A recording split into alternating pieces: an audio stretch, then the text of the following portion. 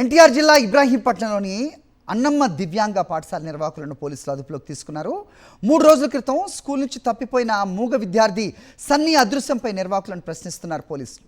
3 రోజులుగా తమ కుమారుడి కోసం ఎదురుచూస్తున్నామని, ఎటువంటి సమాచారం అందటం లేదంటూ ఆవేదన వ్యక్తం చేశారు తల్లిదండ్రులు. తమకు స్కూల్ నిర్వాహకులే న్యాయం చేయాలంటూ పాఠశాల వద్ద ఆందోళనకు దిగారు. నా కొడుకుని నాకు ఎతికి పెట్టండి, బతికుంటే ఎతికి మాకు అప్పచెప్పండి, లేదంటే ఏదనేది తెలిసి మాకు తెలియజేయండి. ఎన్టీఆర్ జిల్లా ఇబ్రాహీంపట్నంలోని అన్నమ్మ దివ్యాంగ పాఠశాల నిర్వాహకులను పోలీసులు అదుపులోకి తీసుకున్నారు. 3 రోజుల క్రితం స్కూల్ నుంచి తప్పిపోయిన మూగ విద్యార్థి సన్నీ అదృశ్యంపై నిర్వాహకులను ప్రశ్నిస్తున్నారు పోలీసులు. 3 రోజులుగా తమ కుమారుడి కోసం ఎదురుచూస్తున్నామని, ఎటువంటి సమాచారం అందటం లేదంటూ ఆవేదన వ్యక్తం చేశారు తల్లిదండ్రులు. తమకు స్కూల్ నిర్వాహకులే న్యాయం చేయాలంటూ పాఠశాల వద్ద ఆందోళనకు దిగారు. నా కొడుకుని నాకు ఎతికి పెట్టండి, బతికుంటే ఎతికి మాకు అప్పచెప్పండి, లేదంటే ఏదనేది తెలిసి మాకు తెలియజేయండి.